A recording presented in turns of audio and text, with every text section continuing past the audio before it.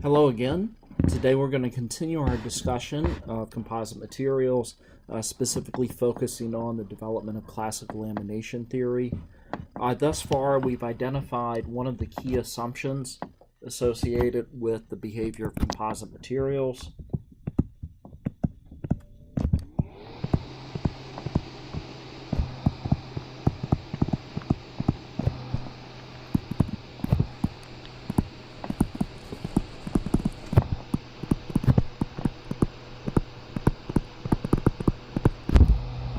And that is that the properties of the fiber and matrix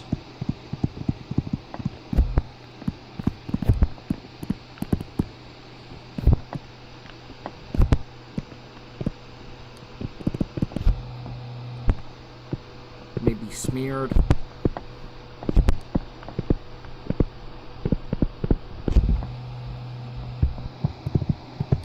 into a single homogeneous orthotropic material.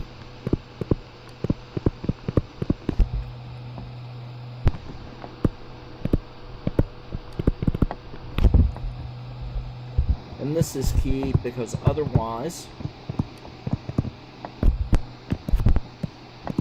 we would need to do micromechanics.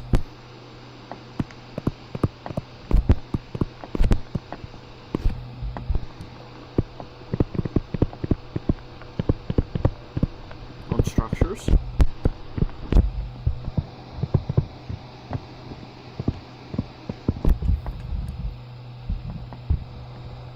The second key assumption really doesn't have to do with the material itself, but the manner in which the composites are used in many situations. And this assumption that we're going to discuss today is the plane stress assumption.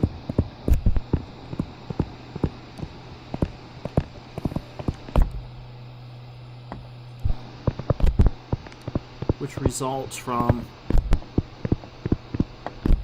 the manner in which composites are used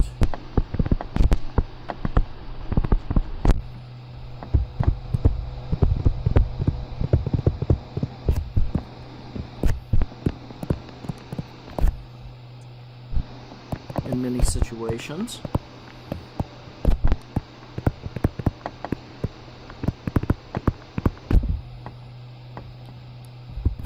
To be more specific, if we talk about elements like beams, plates, cylinders, and so on, these members have at least one of the characteristic physical dimensions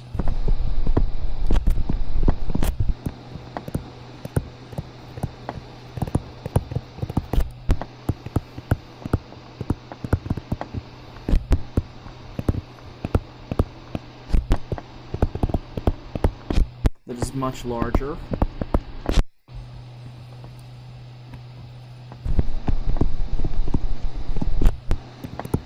than the others.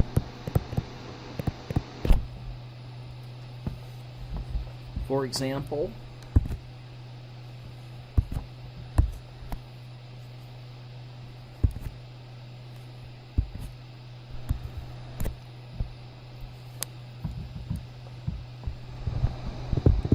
we can consider a plate,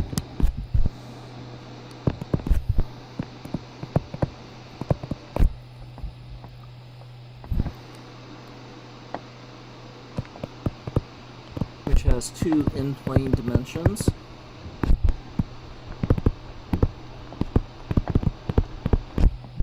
much larger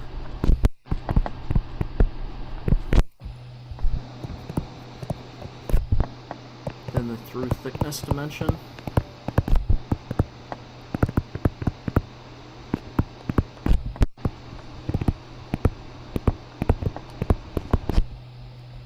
And typically the top and bottom faces of the plate do not have loads directly applied to them over the entire surface of the plate, or if they do have loads applied to the top or bottom surfaces, they're only applied at discrete points.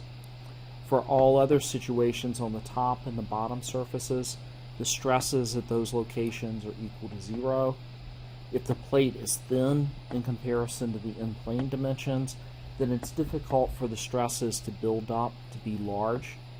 And as a result of that, the stresses in the through thickness directions are equal to 0.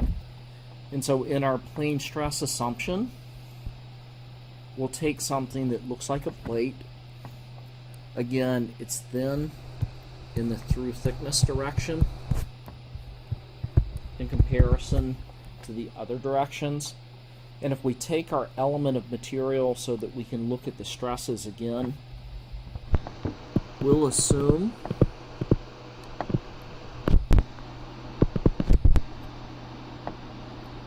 that the stress is perpendicular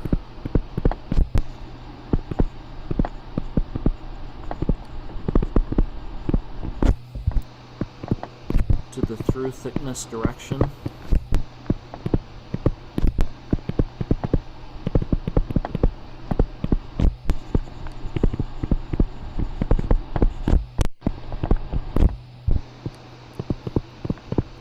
Or 0.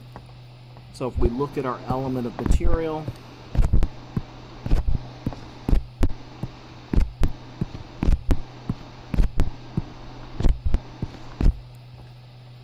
and we keep in mind our principal material coordinate system so that the one direction is aligned with the fiber direction, the 2 direction is the in-plane direction perpendicular to it,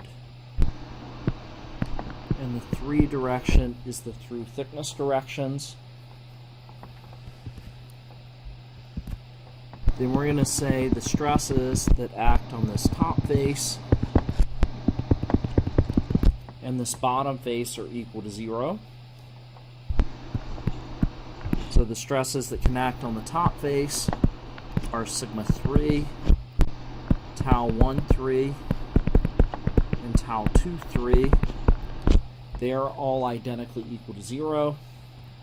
So the remaining stresses then are the in-plane stresses, the normal stress sigma 1, the normal stress sigma 2, and the shear stress tau 1 2.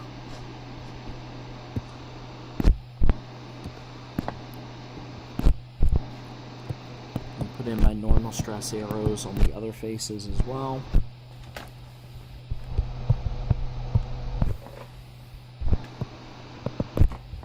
So then the non-zero stresses that remain all lie in a plane.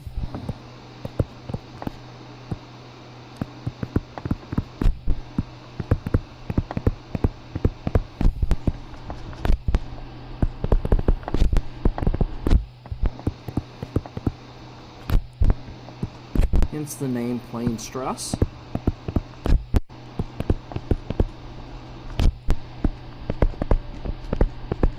And when you looked at stress transformation equations in your mechanics of materials or mechanics of deformable bodies class, you focused on situations where plane stress occurs, so I feel that you're comfortable with that now. Before we go into how this impacts the analysis of composite materials, I want to first talk about situations where plane stress doesn't apply, because it's important that you don't try to apply plane stress situations or plane stress analysis in this situation, because you'll just not get the correct answer. So the first common situation where plane stress does not work is that if we have a laminate that's subjected to in-plane loads, and this laminate has layers that have different orientations, and we focus on the free edge of that laminate. The free edge on average has to have 0 stresses applied. And in fact, in the exact analysis, what has to happen is that the stresses in the directions that are on this face have to be equal to 0. At the same time, we're asking the materials to be perfectly bonded to one another. And so on this free edge here,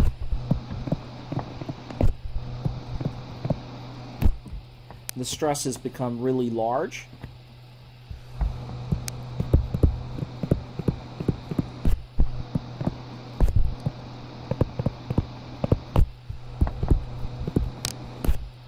And in fact, they can become large enough that they lead to the layer separating.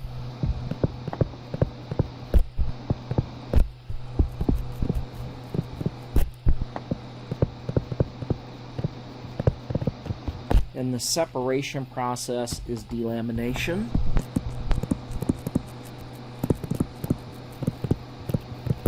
The stresses that cause the delamination process are the ones that are in the through thickness direction.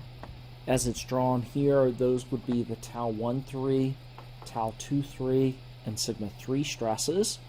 Well, those are the ones that we're setting exactly equal to 0 in our plane stress analysis. And so that means that you can't use plane stress analysis to predict delamination failures. You have to use more sophisticated analysis. Second common situation where plane stress does not hold is one where you take two laminates and you bond them together using an adhesive. And so if we look at our bottom laminate here, it has to resist some force P. Our top laminate also has to resist some force P. And when we transfer loads from the top laminate to the bottom laminate through this adhesively bonded joint, the way or the location where the loads are applied is on the top face of one laminate, the bottom face of the other laminate, and the loads are transferred either via shear stresses or normal stresses on those interfaces. Those shear stresses and normal stresses are on the top and bottom faces of the laminates that are thin in the through thickness direction. So again, the stresses that are used to transfer the loads from one laminate to the other are the shear stresses and the normal stresses on the top and bottom faces. If those are equal to 0, then you don't have an effective joint. Another common situation where plane stress is not applied is if you have a panel that has a stiffener applied to it. In this case, there's a T stiffener that's applied to increase the bending stiffness. It's called a T stiffener because it looks like an upside down T. If I flipped it over and applied it on the bottom, then it would look exactly like a T. These are often used in aerospace applications to make stiffened panels. And in those circumstances, there may be pressures that are applied on other surfaces. But if you look, in this case, the thickness is much smaller than the in-plane directions. And so that looks like a situation where plane stress would apply. And in fact, often you can do plane stress analysis in those locations, but when you get to the vicinity of the stiffener, plane stress no longer applies, because again, the stiffener has to be bonded to the plate, and the loads have to be transferred via shear on the top and bottom. One typical analysis approach is to do plane stress analysis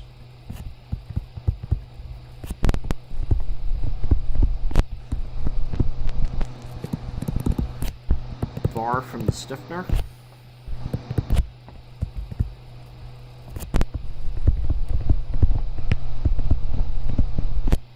And then use 3D analysis.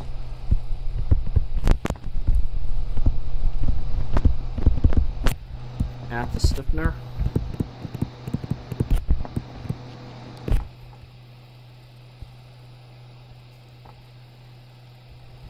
And then use a transition region to join the analysis approaches together.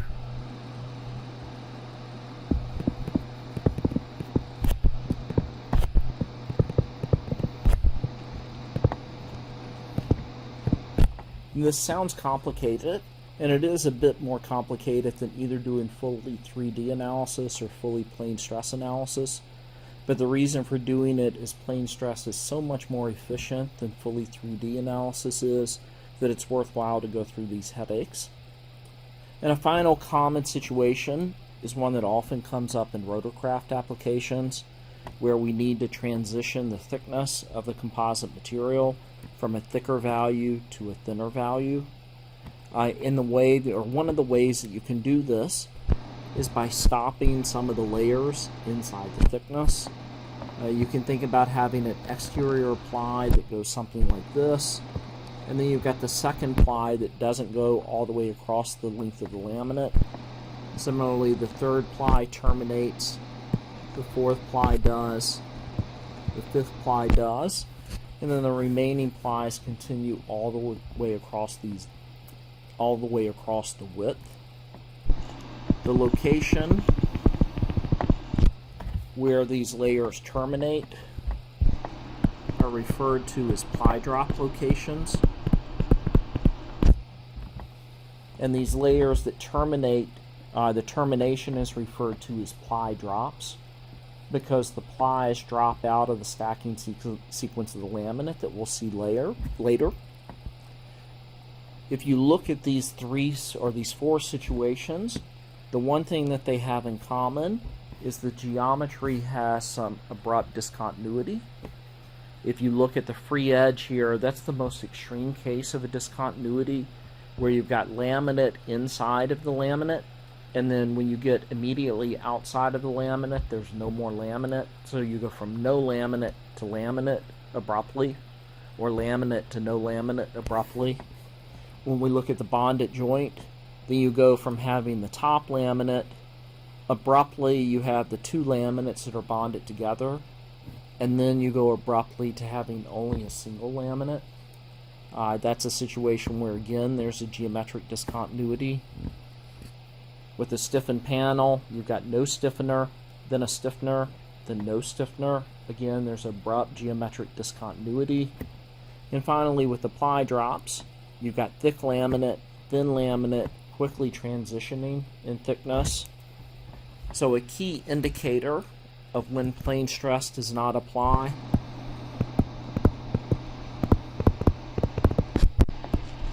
is if you have a geometric discontinuity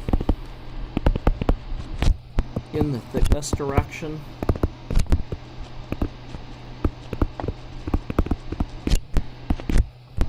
it's likely that plane stress does not apply.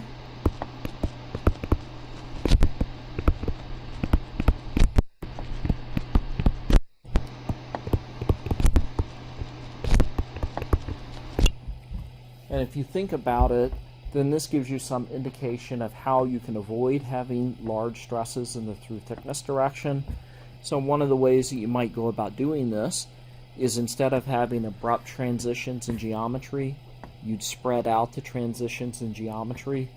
And that's something that's typically attempted with bonded joints, where instead of having the full thickness of the laminate, you may have a tapered laminate region to spread out the transition in thickness, which leads to a stiff transition in stiffness, to reduce the stress concentrations that drive the development of the through thickness stresses. Okay, before we go further into the plane stress analysis and look at the equations that describe it, there are a couple of notes that I'd like to introduce within the notes.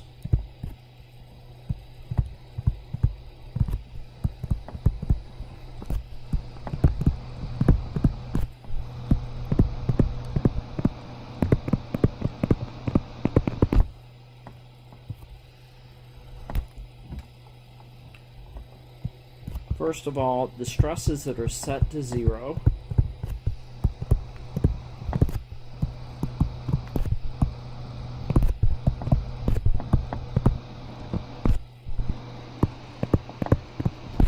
need not be exactly 0.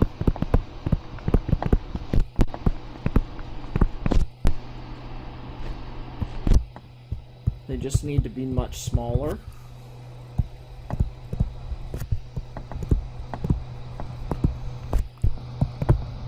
than the in-plane stresses.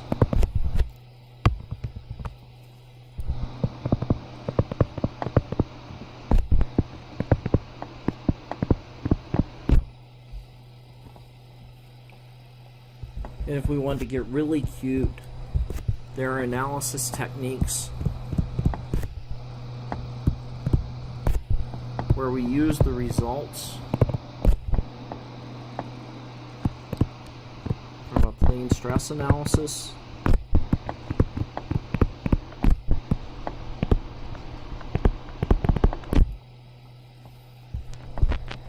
theory of elasticity.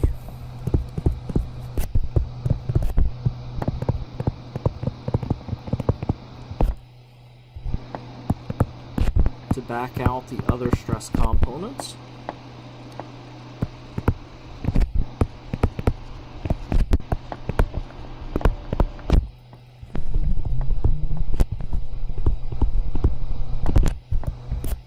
And this backing out process is referred to as stress recovery.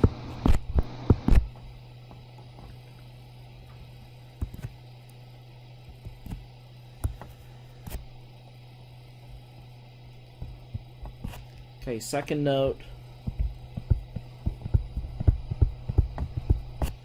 although sigma 3 is assumed to be equal to 0,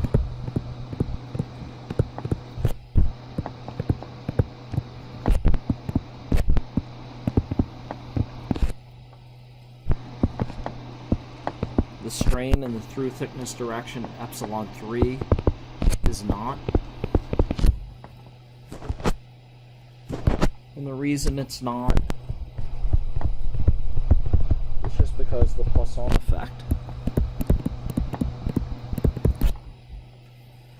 So if either sigma 1 or sigma 2 are non-zero because of the Poisson effect, then you get a through thickness normal strain epsilon 3, even with a 0 normal stress sigma 3.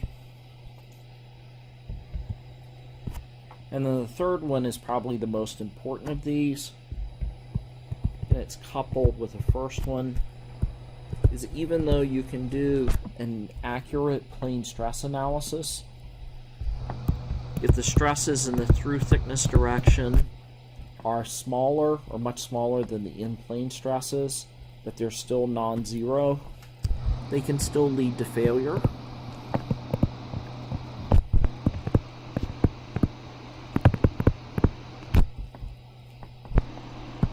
And this is because the strength in the through thickness direction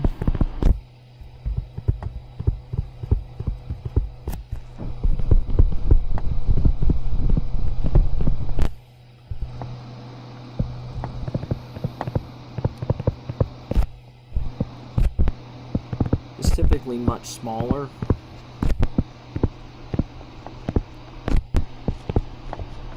than the in-plane strength.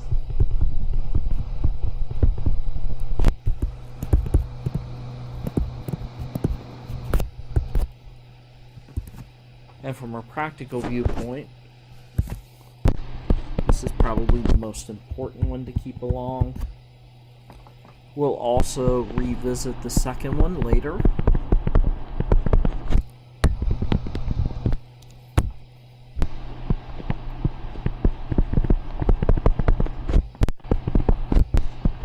When we continue our development of classical lamination theory, or CLT. That's a lot of background information about plane stress. Let's see what it does to our behavior of composite materials, specifically the analysis of the stress-strain behavior for the case of plane stress. To look to see how this happens, we'll go back to what we had already developed, where we relate our strains in the composite material to the stresses using the elastic compliance matrix.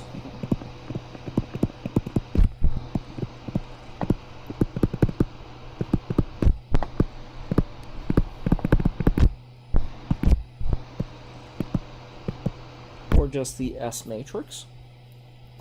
Alright, that holds for the general state of stress because that's how we developed it. Now let's apply the specific case of plane stress. So for the specific case of plane stress, we have that sigma 3, tau 2, 3, tau 1, 3, the stress components that have 3's as subscripts, are all identically equal to 0. The immediate outcome of this is that we can solve for gamma 2, 3, which is equal to S44 times tau 2, 3. If tau 2, 3 is equal to 0, that means that gamma 2, 3 is equal to 0. Likewise, gamma 13 is S55. Tau 13. Tau 13 is equal to 0. Gamma 13 is also equal to 0. If we look at our third equation that gives us epsilon 3, then epsilon 3 will be equal to S13 times sigma 1 plus S23 sigma 2, which is not 0 in general.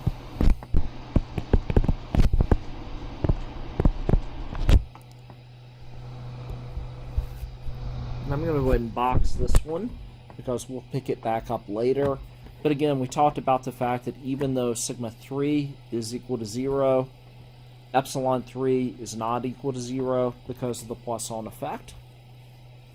Alright, now what we'd like to do is to collect the remaining equations that relate the strains to the stresses. So the equations that remain that relate the strains to the stresses will be epsilon 1, which is S11 sigma 1 plus S12 sigma 2. Epsilon 2 is S12 sigma 1 plus S22 sigma 2. And then gamma 12 is equal to S66 times tau 12. And then we've got our previous equation that we developed that relates epsilon 3 to sigma 1 and sigma 2 through the compliances. If we look at the last three equations that we developed, these last three equations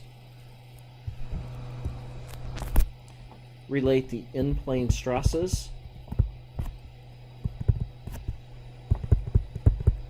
or more specifically the in-plane strains, to the in-plane stresses.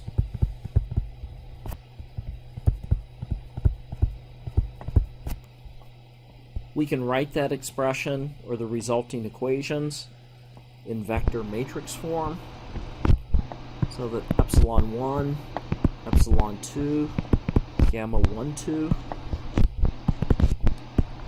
are equal to S11, S12, 0, S12, S22, 0, 0, 0, S66 multiplied by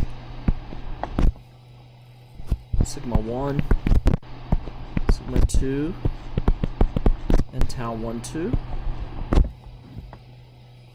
Okay, and it looks a little bit strange to have S66 in the 3, 3 position of the matrix here, but keep in mind that just comes about because we started with the full 6x6 elastic compliance matrix, and then in collecting terms together after introducing our plane stress assumption, we are left with the S66 value that relates gamma 12 to tau 12. In going through this process and applying plane stress, we reduce the order of the problem. This matrix that relates the strains to the stresses is still a compliance matrix, but because it comes about by reducing the order of the problem and assuming plane stress, it's referred to as the reduced compliance matrix.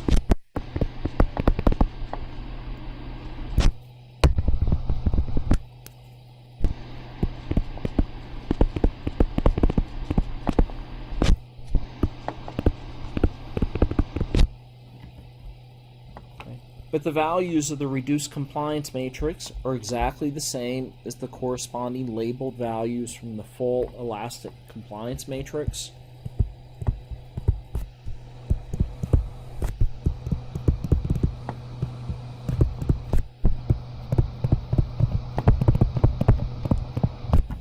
And those are S11 is 1 over E1, S12 is equal to minus nu 12 over E1, which from the reciprocity relations minus nu21 over E2, S22 is equal to 1 over E2, and S66 is equal to 1 over G12.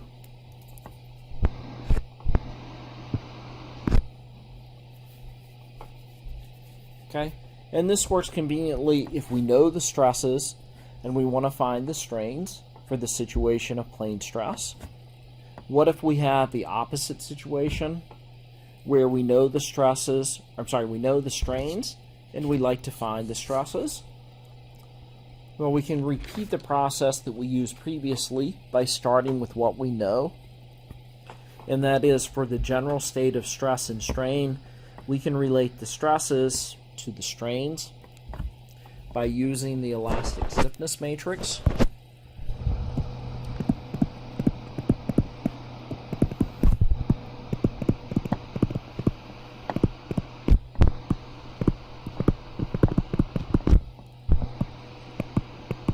Which is the capital C matrix. For the situation where plane stress applies, again we have that sigma 3, tau 23, and tau 13 are equal to 0. Our fourth equation gives us that tau 23 is equal to C44 gamma 23. For tau 23 equal to 0, that means again gamma 23 must be equal to 0 for the case of plane stress. Likewise, tau 13, which we know is equal to 0 for plane stress, is equal to C55 times gamma 13, and again gamma 13 is equal to 0. Our third equation gives us that sigma 3, which is equal to 0, is equal to C13 epsilon 1 plus C23 epsilon 2 plus C33 epsilon 3. We can solve that for epsilon 3 in terms of epsilon 1 and epsilon 2. And we get that epsilon 3 must be C13 over C33 epsilon 1 minus C23 over C33 epsilon 2.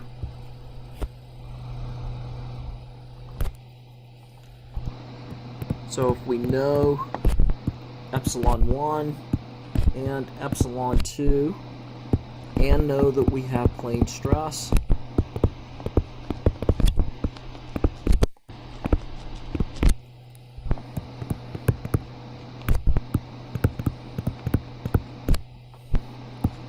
then that allows us to find the value of epsilon 3 that's consistent with it.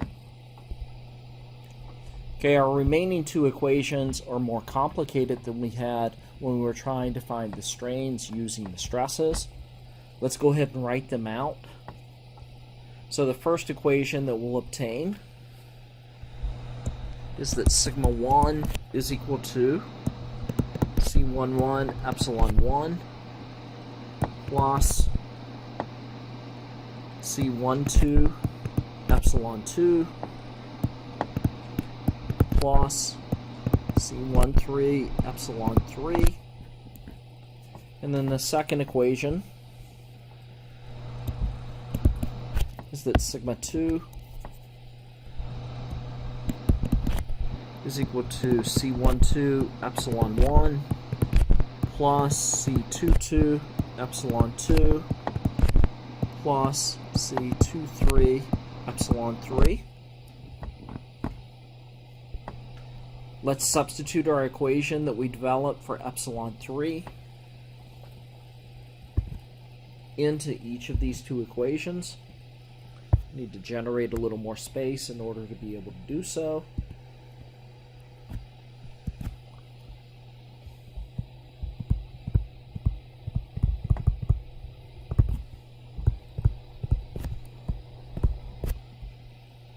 And so we'll have sigma 1 will be equal to C11 epsilon 1 plus C12 epsilon 2 plus C13 times epsilon 3, which for plane stress is minus C13 over C33 epsilon 1 minus C23 over C33 epsilon 2. We can collect terms together, and we'll get C11 minus C13 squared over C33 times epsilon 1 plus C12 minus C13 C23 over C33 all times epsilon 2. Okay, on the left-hand side, we've got a stress. On the right-hand side, we've got the strain components epsilon 1 and epsilon 2, which are the in-plane strains for the case of plane stress. The terms that multiply the strains to give us stresses are stiffnesses.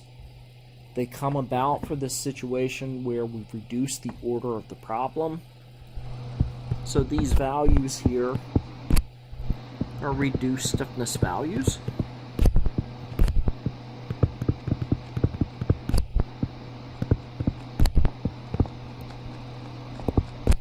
Okay, we can do the same thing for the expression for sigma 2.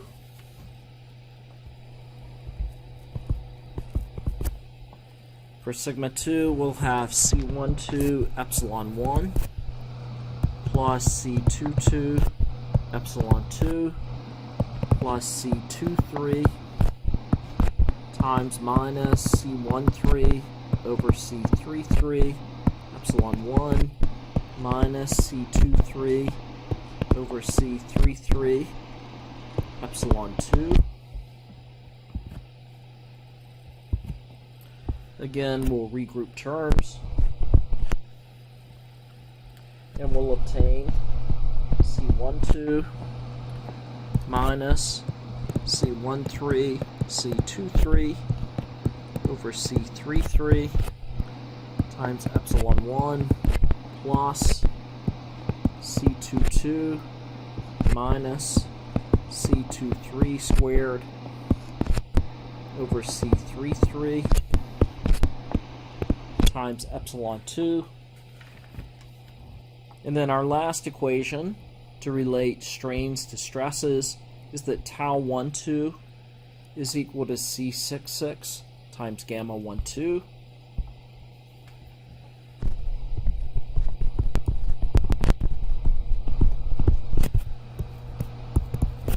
And as we did before, we'll collect these together and relate the in-plane stresses to the in-plane strains through some matrix expression. And so on the left-hand side, we'll have sigma 1, sigma 2, and tau 12.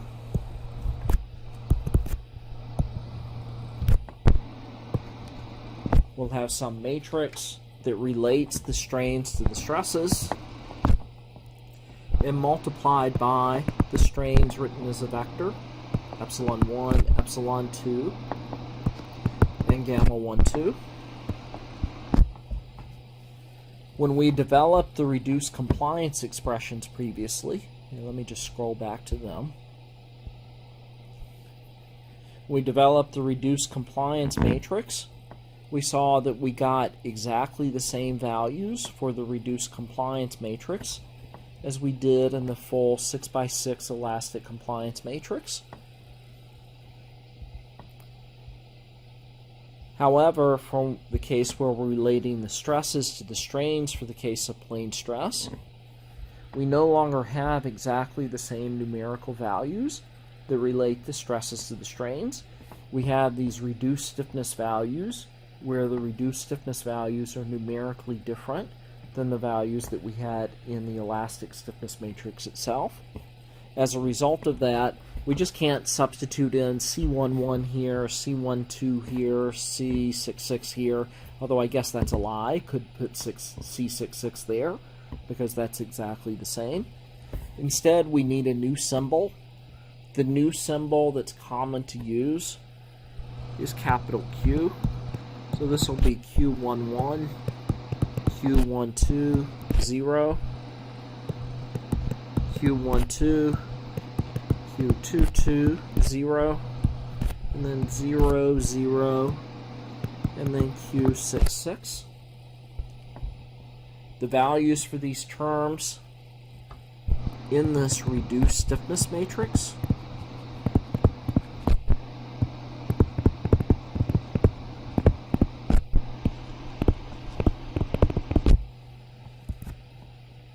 are given by our results above, where the Q11 term is the value that multiplies epsilon 1 in the expression for sigma 1. That's C11 minus C13 squared over C33.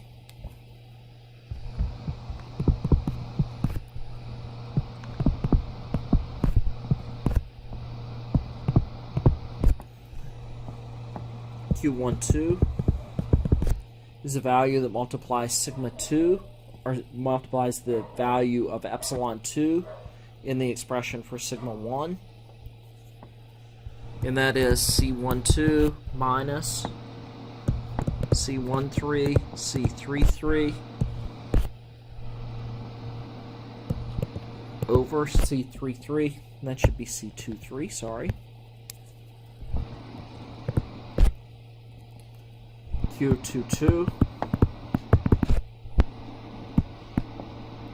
is equal to C22 minus C23 squared over C33, and then Q66 is equal to C66.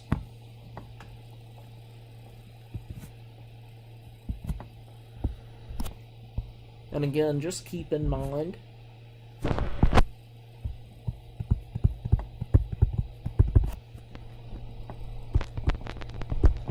there is not a numerically reduced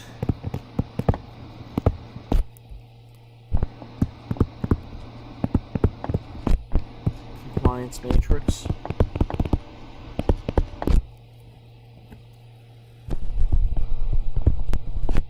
The numbers are still the same.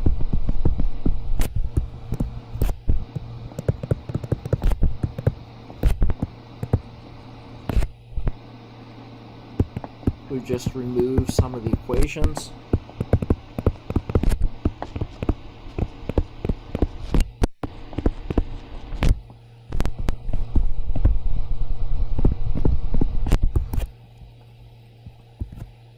But in the case of the reduced stiffness matrix, the numerical values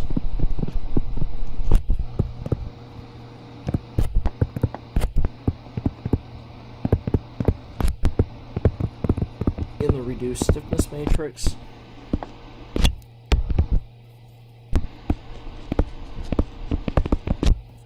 are different than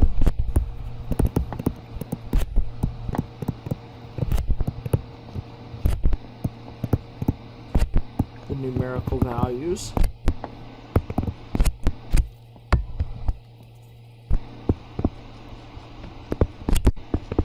in the elastic stiffness matrix.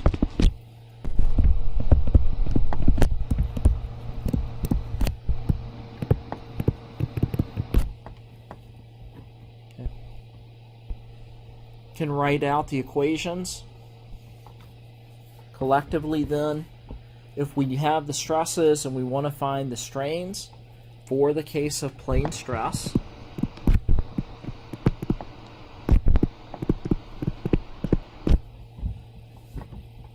then we can use the reduced compliance matrix.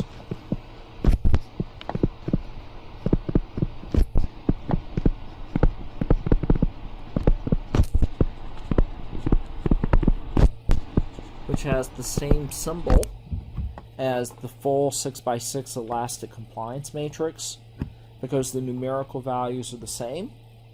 If you ask me how to tell them apart when you're using them, then the only answer I can give you is that you have to tell by context. If you're talking about the 6x6 matrix, then it'll relate 6 strains to 6 stresses.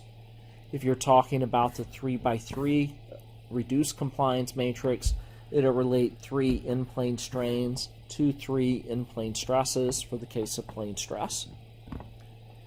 Okay, if you look at it in this form, then it's also pretty obvious what you could do if you needed the stresses given the strains.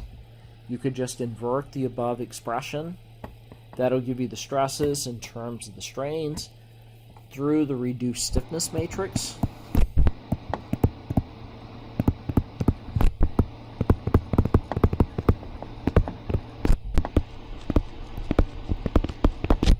And in fact, the reduced stiffness matrix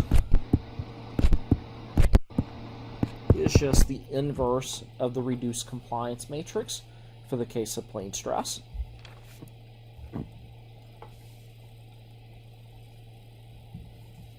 Okay, so you could do it that way. Because it's relatively easy to invert a 3x3 matrix, particularly when you have lots of zeros in it, you can do that inversion process and find that Q22 or Q11 is equal to S22 over S11 S22 minus S12 squared. Q12 is equal to minus S12 over S11 S22 minus S12 squared. Q22 is equal to S11 over S11 S22 minus S12 squared. And Q66 is equal to 1 over S66.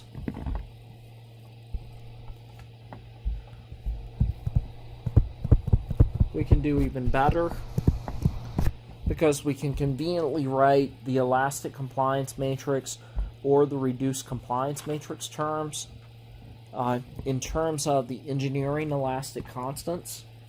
You can just go ahead and substitute those values in, and you'll get that Q11 is equal to E1 over 1 minus nu 12 nu 21.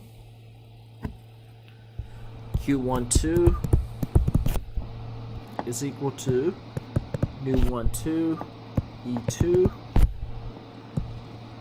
over 1 minus nu 12 nu 21.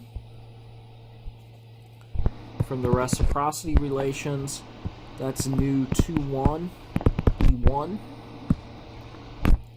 over 1 minus nu 12 nu 21.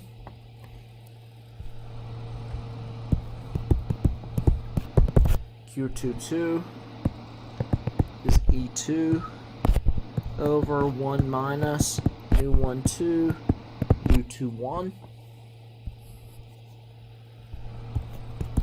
And then Q66 is the easy one. It's just the shear modulus G12.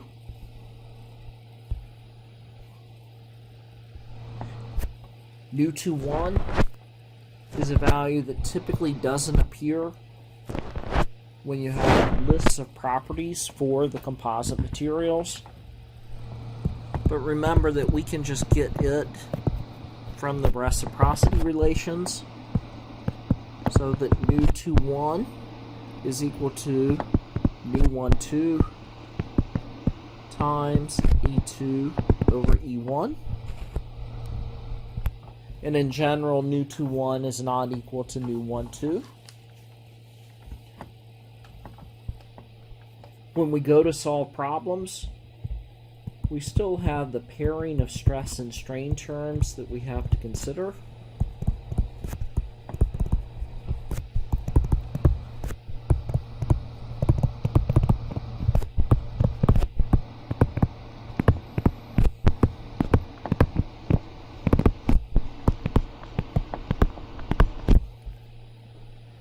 so that we either have to specify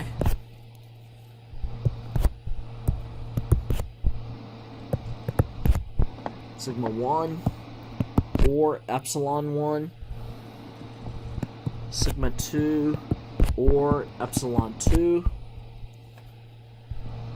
and tau 1 2 or epsilon 3.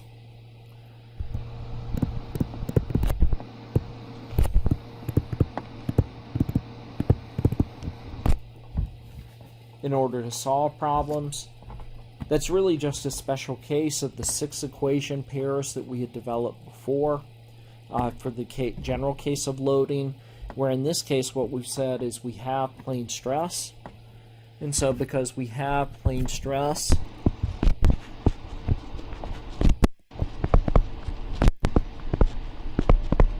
so we've already specified that sigma 3, tau 2 3, and tau 1 3 are equal to 0. They're known values, so we don't have to specify the strains in that case. And in fact, we can't specify the strains. And then the other thing that we had done is to include the expansional strains. And so if you have free expansional strains present, you can include these.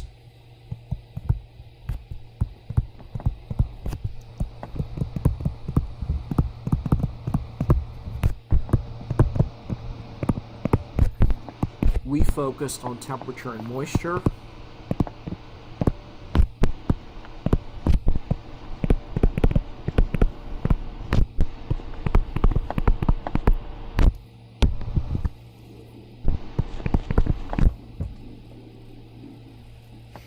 Previously we had epsilon 1 minus alpha 1 delta T minus beta 1 delta M, epsilon 2 minus alpha 2 delta T minus beta 2 delta M, epsilon 3 minus alpha 3 delta T minus beta 3 delta M, gamma 2 3, gamma 1 3, and gamma 1 2.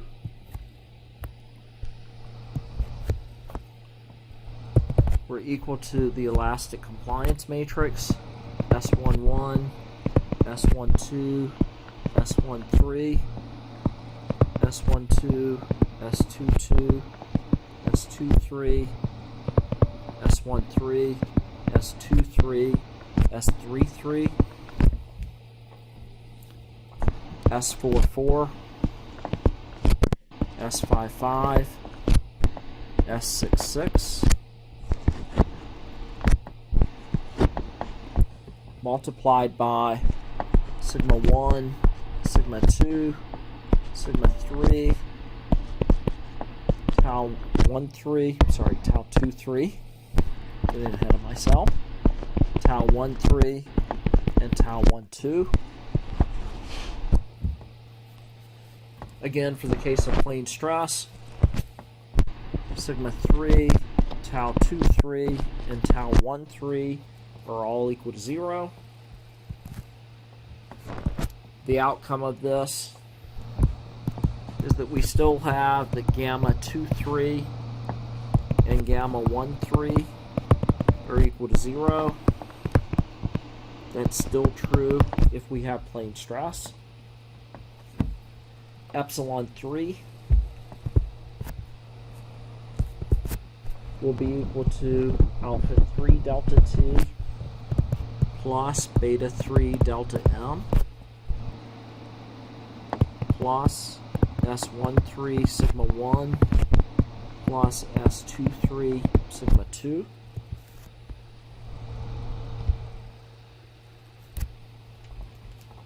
Here we get an example of coupling. This is a common example of coupling where we get normal strains in the 3 direction because of stresses that are applied in the 2 direction. This idea of coupling is one that we'll revisit throughout the semester.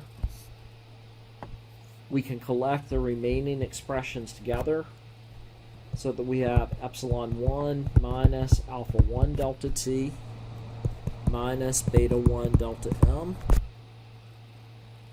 epsilon 2 minus alpha 2 delta t minus beta 2 delta m, and gamma 1 2 are equal to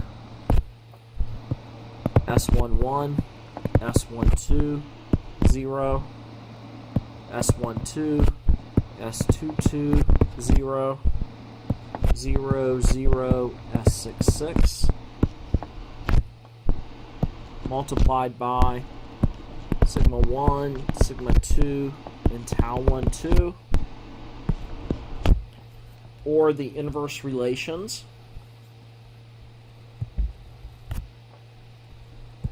Sigma 1, sigma 2, and tau 1, 2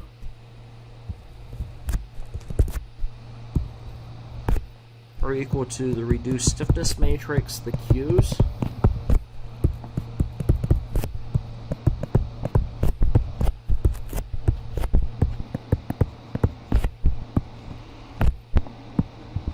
multiplied by epsilon 1 minus alpha 1 delta t minus beta 1 delta m, epsilon 2 minus alpha 2 delta t minus beta 2 delta m, and gamma 1 2.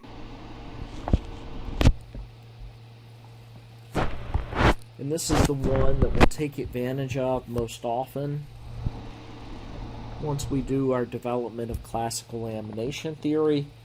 And again, I encourage you, implore you, do whatever you need to do to remind yourself that anytime you go to relate the stresses to the strains, for the case where you have free expansional strains present, you must subtract off the free expansional strains. I hope this discussion was useful to you, and I will see you next time.